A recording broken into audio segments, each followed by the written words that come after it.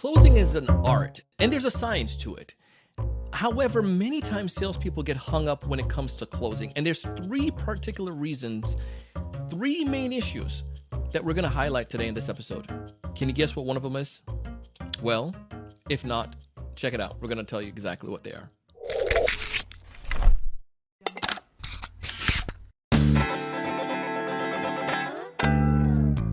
Hey, everyone. Welcome to another great episode of the Sales Evangelist podcast. I'm your host, Donald C. Kelly, the Sales Evangelist. And I'm so excited for another great episode. I'm so excited to be here with you today. And on this episode today, we have an amazing guest. His name is Richard Mugica. And Richard and I are going to talk about closing. He runs an organization called One Call Close. It's the number one, callclose.com. And you can find information about them in the show notes. And I know some of you may say, well, Donald, my sales process is longer and I can't close it in one call. And that's not what we're trying to tell you in this episode. And it's not necessarily the principles that's shared with somebody who does one call close is going to be different than yours. I mean, the story, the idea, and the principle are the same. And I really want you to listen to those three things before you change your mind or say this episode may not be for you. I want you to listen to the full thing. And if you're excited as I am, those three things are going to be so powerful. Actually, I'm not going to tell you what they are. You need to wait and listen to him because he does such a fantastic job. We have a lot of energy and excitement on this podcast, and you're going to feel that in this episode today. And here's what I'd like to do. If this is your first time listening to our show, please subscribe.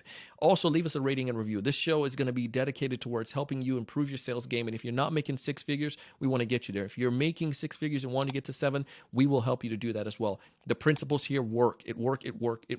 So check it out. Anyways, let's go ahead and dive in, get a chance to meet Richard, and also learn about the cool things that he has in store when it comes to closing. Richard, welcome to the show, man. Thanks, Donald. I'm excited to be here, man. Oh, I'm so looking forward to this, man. And you got the opportunity to work with some small name folks, a guy named Dean, another one named Tony, kind of bragged about that in the teaser a little bit. These small companies, right? Just a few small names. But with all seriousness, you bring a lot of knowledge when it comes towards closing and especially overcoming objection and breaking through. I know we're going to tackle that today about those top three challenges that sellers are facing. Yep. But if you don't mind, talk to us a little bit. Tell us a little bit more about you, man. What do you do on a day-to-day basis? So, dude, like the hat says here, our company name's One Call Closers. And so literally every day, Donald, like if I were to show you our calendars, we get inbound calls from people that are interested in the products that we sell. And it's our job to close the deal, right? Yeah. And so typically speaking, about 80% of our calls are closed in one call. Now, that doesn't mean we don't follow up. Of course, we follow up like maniacs, but it's primarily a one-call close, man. And we've been doing this now for about 3 years. We were fortunate enough to get introduced to Dean Graciosi and Tony Robbins and got some testimonials along the way. And now we just specialize in helping online influencers sell their programs and products online, man. And that's what we do every day, and we love it. Way to go, man. Congratulations on that. Clearly there's some success breeds there's breadcrumbs that can come from that. And obviously over the course of the past 3 years, what you all are doing, you've grown the company remarkably well. And this is why I thought it would be advantageous to have this conversation, because I feel like the principles that you're sharing is going to help no matter what individual sales cycles are like, because closing is closing. And I know there's some inherent problems that folks are facing. So if you don't mind, I would love to take a few minutes and just maybe give us like 30 seconds. Here's the top three challenges I see when sellers face when it comes to closing. And then we could tackle each of those, a few minutes each. Is that cool? Yeah, 100%. Well, I would say number one, man, like we always say in our company, there's the science of closing and then there's the art of closing, right? Okay. And so the science of closing is the easy part, right? That's like the words you say, the script, the objection handlers. Like, Donald, it's so funny, man, because like everybody online nowadays, like I'll scroll through Instagram and everybody wants to sell you like, hey, the perfect objection handling script, right? Oh, the perfect way to ask this, the perfect way to overcome that. And the reality is, man, is if that stuff worked, everybody would be great at sales. And it just doesn't, right? Like that's the reality, because what they're teaching you is the science, but they're not teaching you the art of sales. And the art is how you say what you say. It's how you connect with another human being. It's how you believe in your product. It's how much you believe in your product. It's like all those unconscious things that we do over the phone that really influence and persuade, it's so much harder to teach that, but that's the art. And unless you master the art, you're never going to be great at sales. So I would say that's number one, man. It's like people master the science, but they don't master the art. All right, we'll come back to that one because I got some questions already brewing on that. I know folks are chomping at the bits for it. How about number two? Number two is that they're nervous, man. Like, so what I've noticed with one call closers, a lot of people are afraid to close, if that makes sense. Like they're afraid, oh man, I don't want to be pushy. I don't want to be like that typical salesperson and like, really kind of, agitate John or get John upset at me at the end of the call. Like I don't want to have to go in for the close multiple times. And it's all these mental barriers and beliefs that closers hold that keep them back from really getting John and Nancy to say, either yes or no. Because look, it's not my job as a closer to get Nancy to say yes. It's just my job to get Nancy to make a decision. Whether that's yes or whether that's no, the only thing we don't want to hear, right, is maybe. Yeah, because, let me think about it. Let me get back to you in 6 months. Yeah, exactly.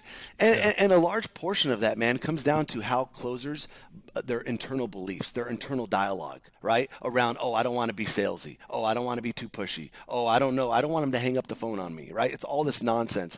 So I would say that's a big, big challenge that we face in our company when we're getting new closers in. And I would say a lot of people struggle with that. Okay. Number three, what's the third principle?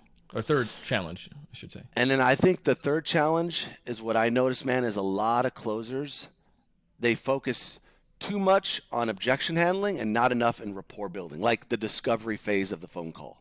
Because it's my belief, Donald, that where the sale is truly won and lost is in the discovery phase. Come on, baby. Oh, man, he just hit a nerve. He just hit a nerve, bro. You just hit the nerve. Right? Oh man, right? We'll camp out on that one for a little bit there. Yeah, 100%, man. It is 100%. It is something we teach because it is there's truth in it beyond beyond what I could explain, and I'm super excited to hear you say that and to even go back further into it. So y'all, we got some good stuff here lined up. So let's go into the first one though, the science and the art. I get the science. I agree with you there. The art side of it. I feel like, but how do I teach the art to a sales professional? Don't you have to come with that? Don't you have to you come with that the girth? Like, how do you teach that to someone? So this is what I'll tell you, Don, and this is what I've come up with, right? So in One Call Closers now, we have close to about 40 sales reps, okay, that are all on the phone, banging it out. And so I've come down to two things for the art of sales. It's either A, you're born with it. Okay. So meaning that you just naturally have great tonality. You naturally know how to connect with people. You naturally know how to like bring energy and bring conviction over the phone. Right. So that's A. Or B, you have to develop it through repetition. And so the reps and sets, man, like, it's hard to beat the reps and sets. And I'll never forget, I think Arnold Schwarzenegger wrote a book called Reps and Sets. Like at the end of the day, everything comes down to reps and sets. And the more that you do it and the more that you practice it in real life, the better you're going to become at it. Now, obviously, if you're a unicorn and you already have it, then that's great, right? Like that's wonderful for you. But if you don't have it, bro, you need to get on the phone. You got to take more calls. You got to do more activity. And eventually, through failure and lessons and learning people, you'll start developing that art a lot faster. And then if you have a great sales trainer, they can then go through that call and say, hey, man, do you see how your energy dropped right there? Hey, man, do you see how that guy's tonality went up, but your tonality went down? Hey, man, do you see how like his facial expressions right there weren't on point, but you missed it. You didn't realize he's in pain right there, and you thought like you could continue, right? It's all those little nuances that, are hard to teach, but repetition can cure that. And I agree. I love that point. And I feel like, oftentimes in that book, we want to see if we can find that and put it in the show notes.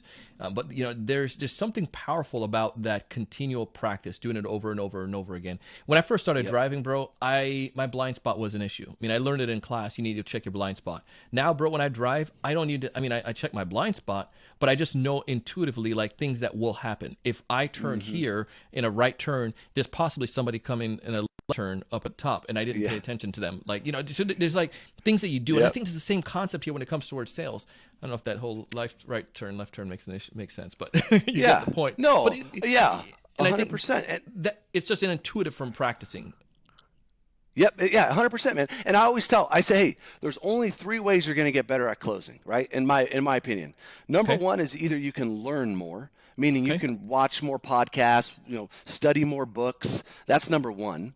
Number 2 is you can practice more. And by practice is like, role playing, getting a partner, going, finding the top rep in your company and saying, hey man, can you role play with me? So you can practice more to get better. But I think Let's it's go. number 3 that is the gold mine. And number 3 is do more, right? Yeah. Meaning, dude, more activity, bro. Get on the phone calls more, take more calls, follow up more. And then you start learning through feedback what works, what doesn't. And the more you do that, the faster you can take in the information and then spit back out what needs to be accomplished. I had a regional manager that once said that there's no such thing as luck. He said luck is the intersection where hard work meets opportunity. And that's 100% right there, bro. Like you probably have some of those reps that get so lucky, right?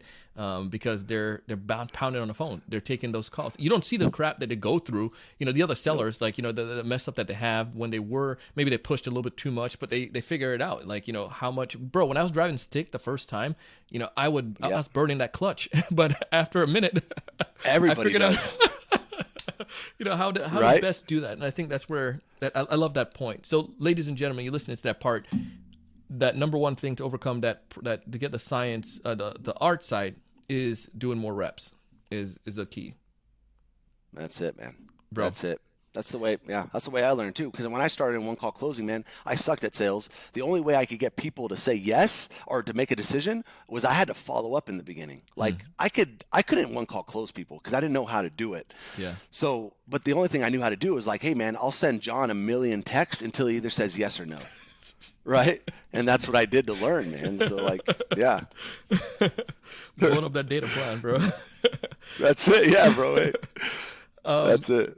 But the number two issue was the nervousness, and you going back to what you said, tailgating off of that. You said that you sent a lot of text message, you did a lot of following up. You probably were afraid of pushing people because that's where sellers come in and say that they have issues. And every consumer said they don't want to be pushy. They don't want to pushy sellers, so then nobody wants to be that guy. But why do we get nervous? Why are we so darn afraid? And how do we get past that nervousness? Yep. It's a great question, and my best answer, man, and this is what I've just through like what we do now is most of our closers, the reason why they get nervous is because the focus is on themselves, right? They're thinking, oh man, what is he going to think if I say this? Oh man, what is he going to say if I say this? And all their focus is not on helping the customer, like say, hey man, is this the best product for them? Is this really the fit that they need? Is this really going to help them live the life they want? Their focus is, oh man, are they going to hang up on me? Oh man, are they going to like what I say? Oh man, am I going to say the right words? And so as soon as a closer can take the focus off of yourself and then place all your focus on the prospect, it's amazing, man. Your nerves go away. Like all your uncertainty and doubt goes away because now your only focus is like, dude, how can I help this guy in front of me? What are his fears? What are his concerns? What is he looking for? What has he tried? And then does my product, does what I sell align with that? And then if it does, let me show him a path to truly help him. And it's a mental shift that everybody in our company has to go through. It sounds simple, but it's easier said than done. I believe that. And in so many different ways. And one of the thoughts that came to mind too, as you mentioned this, Richard, is like, you think over these, most of them are inbound too, right? These are people that are calling in. Most of them are inbound. Yeah. So we run traffic. There's three things, right? It's traffic, an offer, and then a sales person. So we run the traffic through a high ticket funnel, get them interested in the product, then they schedule a call with us, and then we close the deal essentially. I am calling in. I have a pain already, and I choose to speak with you. I think that it makes so much sense at that point to say, like, it's not that it's pushy, but it's going back to this notion that if there is, if somebody's in pain, it's my job to help them as the doctor, so to speak, to help them to alleviate that pain. I need to help guide you, and I'm doing you a disservice if I don't on that call. You know what I mean? That's the way I see it, and that's what helped me to make 100%. that made that shift for me. Because again, I was always afraid. I was a people person, and I had to make that change in my life to say, like, from Donald, you can be people person over here, but when it comes towards Donald freaking Kelly in sales mode, it's not that I'm like bum rushing people, but I just recognize that I'm in a position to help you, and it's not like my doctor, my dentist will tell me stuff that I need to do, or need to do a freaking root canal if that's the case. It's not that I want to do it, and I'm not mad at the dentist for saying it, but if I don't do it, and because I might complain about the price, I'm gonna be jacked up and be snagging tooth for a while or be hurting. So, but there's a reason. It's your job to at least tell me and guide me. And if a seller is not willing to do that, then they're not. You can't be in that position. It's in a role where you got to help that person to make a decision. I think the key is what you said, to make a decision, yes or no. But you're helping them make a decision.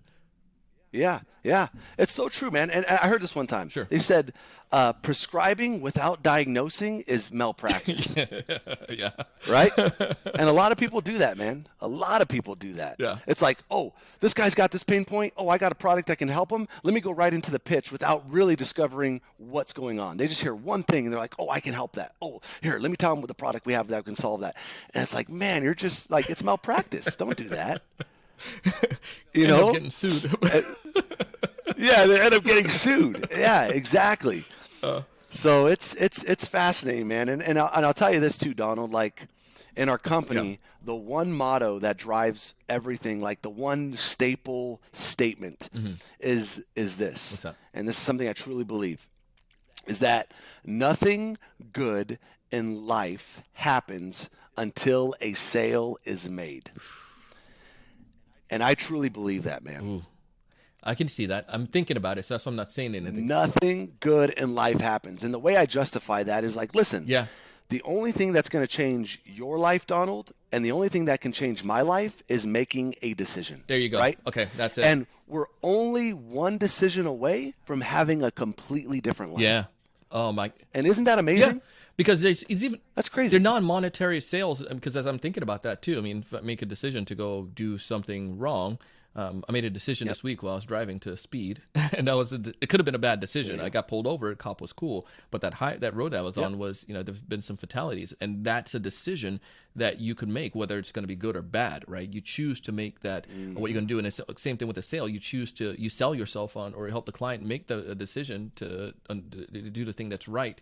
And I think it's so many parts in your life, your partner, your life partner, your wife, whoever it is, like you sell them on this notion. So I think, as I think about it, I think there's so much value in that quote. Put that in the show notes, guys. Make sure to put that. Click the tweet.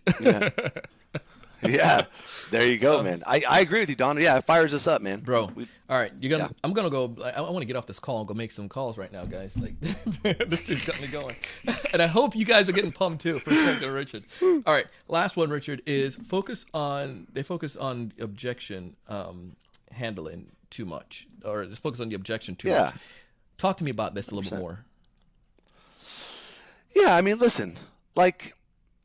At the end of the call, man, if somebody truly sees the value in what you're offering, they know the problem they have, right? They not you as the closer knows it, the prospect knows it, right? It doesn't matter if you know the problem. The prospect needs to know they have the problem, right? And so if they're clear on the problem, they're clear on why they want to solve the problem, they're clear on why they want to solve the problem now, they're clear on why your company is the right way to go, and they're clear that this product is exactly what they need. Guess what? At the end of the call, man, objections are like, they're nowhere to be found because this person's so clear that, dude, this guy has everything that I need right now, right? And so the only objection that you should really get at the end of the call, if you've done your job as a closer, is dude, you know what, man? I'm looking at my account right now, and I literally just can't piece together the credit cards. Like, I'm trying to figure this out, man. Like I have, $500 in the bank right now. I have about, $3,500 on credit, but I just can't come up with $7,000 right now, man. I'm like, and they're doing it in front of you. They're like, hey, man, I'm checking my bank statements. Like, okay, if you get that objection, they truly just cannot afford it, then fine, that's fine. But All the other objections is something went wrong, Yeah. man. Like you didn't do your job. Yeah. Like you skipped over something. You thought something wasn't a problem when really it was a problem. You started pitching too soon. It's all those things. So I truly believe, man, like you have to master the discovery phase of the call. I couldn't agree with you more on that. Sorry, keep going, my bad. Yeah. Yeah, no. And the reason why it's the hardest part of the conversation, Donald, is because it's the most dynamic part, right? Like a pitch you can practice, objection handling you can practice, but a discovery is more dynamic because guess what? The prospect might not say the same thing every time. The prospect's problems might be a little bit different. The prospect's headaches might be a little bit, so it's a very dynamic part of the call, and that's why I think it's the hardest part, but it's the most important part. Come on, man.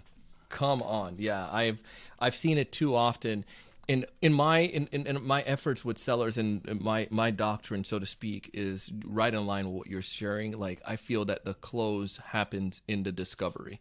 That's where if I can help to pull enough pain or help you to recognize enough of a reason for you to change it. If there's no reason, then it doesn't matter. Like I'm not going to pull that wallet out. But if there's a reason for you to make that change, and you can believe that, and you recognize that, and then I believe in my product or service, like you said with number one, then I know then, but from the heart of hearts, that this is going to be effective for you, and I'm going to go to the rooftop and evangelize to you about that because I know it, and I'm going to do a disservice. I call it a moral obligation. It is my moral obligation once we've understand that problem to help you to make a solution. If I don't, again, that's malpractice. Yep. And I'm letting you leave without fixing an issue. That's Come it. on, bro. Come on, man. Give me a lead. Come on, man. Something. Give me a lead, baby. Let's get it done. That's it, man. I mean, that's the truth. And I was going to say something right now. Oh, so hey, this is something that your audience will maybe appreciate. Sure. Maybe they've heard this, maybe they haven't. But what I've come to discover, man, Donald, like the best objection handling script that anybody can give anybody is just honesty. Honesty destroys objections. And so what I mean by that is when at the end of the call, when the prospect's like, hey, man, you know what, dude, I need to think about this. Like, I got to look over this. I got to do that. We just hit them with honesty. And the way we hit them with honesty is like, listen, hey, Charles, hey, man, totally get it. Listen, dude, I'm not here to tell you need to do this today. You can think about it for the next 2 years if you want. But here's the reality, Donald, is like right now, man, you're in a job that you hate. Right? You just told me on the call that you can't stand your boss. You just told me that you want to work from home, have more freedom, spend time with your kids. And so this is what I can promise you, Donald. If you continue doing what you're doing now, man, as you just told me, you're going to go back to the same life. You're going to go back to the same life. So look, you can take option A if you want. You already know what that life looks like. Or you can choose to do something different, right? And you can go down option B. Now, hey, that option looks a little bit more fuzzy because you haven't been down that road before, but I can make you a promise, Donald, that everything you want in life is down option B. Come on. Right? And so, look, I didn't have to have a script for that, Donald. I'm just being honest with you, bro. Heart. Like, look, I'm speaking from the heart, and that guy's going to feel it. He's going to be like, bro, you know what? This guy's hitting me with truth. He's hitting me with truth, right? And so that's how we destroy objections. Bro. I'm going to make a shirt that says destroy objection or something like that. Honesty destroys objection. Put that in the show notes, please, guys. We need that as a click to tweet. Listen, Richard, we jammed out here for a little bit, and I'm sure we probably could be go on for days on this. But 100%. There's so much value that you have, and I'm sure people can get connected with you. And learn more about that. Where's the best place for us to send them, or what's the best way for them to connect with you? You know what? The best way, man, is probably Instagram. So it's going to be first name Richard and then underscore my last name, which is Mugica. So that's the best way. I have a ton of sales content on there for anybody that's interested. And then, our website's onecallclosers.com, numeric one. Done and done. Listen, we'll put that information in the show notes so folks can get connected with you. Richard, bro, thank you so much for coming on the show today. I appreciate you. Ooh-wee. I'm telling you, man, Richard dropped some good value bomb. And one that I love that it resonated really close with me was this notion that you as a sales professional need to understand that your buyers, the close doesn't necessarily just come right away. The close come from great discovery. And your buyers want to have this good discovery with you. So I hope you took that. I took that. I would love to hear what's one thing you took away from this episode follow me on LinkedIn and drop me a message, Donald C. Kelly. Again, send me a message, Donald C. Kelly. Connect with me, and it would be an absolute honor to hear what those things are. If this is, again, your first time listening to the show, tell us that, tell us, leave us a rating or review, subscribe to it. Also, share this particular episode with someone you know that could benefit from it. It would go a long way to help them out and also help us out. Check out our sponsors. They have amazing offers for you, just for you, that we've been able to curate so you can take advantage of. So tell me how you like that. And as always, I do this podcast because it comes down to simple things. I want you to find more of your ideal customers. I want you to know what to say when you actually speak with them. And I want you to close more deals than you've ever done before. Importantly, I want you to raise your level of thinking and go out and do big things. Thank you so much for joining us.